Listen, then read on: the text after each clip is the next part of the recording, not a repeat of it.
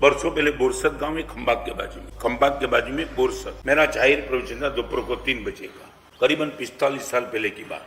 और एक गली से मैं गुजर रहा था, गली बहुत छोटी और छोटी गली में एक बैलगाड़ी आ रही थी। मैं अपने आप से ऊपर चढ़ गया बाजू में, क्योंकि बैलगाड़ी के साथ चलना मुश्किल था। जहां मैं गया दोपहर के समय 2 अरस परस बात करते थे। आज वो गली में गया, मेरे कानों से मैंने सुना। जब तक बैलगाड़ी नहीं निकल पाती मैं नीचे उतर नहीं पाता था। जो समय मिला वो समय में मैंने जो सुना वो कोट करके आपके सामने। एक भिखारी दूसरे को बोलता है, मैं वो गली में गया था, शादी थी, मुझे लगा आज बहुत कुछ मिल जाएगा, मगर नहीं मिला। 1000 लोग भोजन करने वाले थे, माल भी जबरदस्त बचा हुआ था, मगर देने से मुझे इनकार कर दिया, धक्का मार के मुझे निकाल दिया। आज कुछ नहीं मिला। और वो दूसरा भिखारी कहता था, आज वो गली में गया था मैं, कुछ था नहीं, मगर किसी झोपड़पट्टी में जाके खड़ा रहा।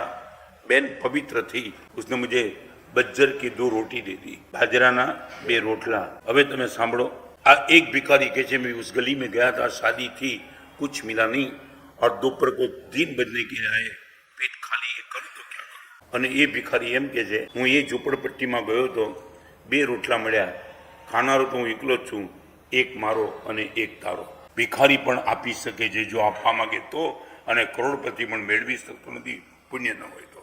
તમારી मेंटालिटी શું? और तीन व्यक्ति की पहचान कर दूं, सज्जन संत और परमात्मा वही होते जो देने का माहौल बना देते।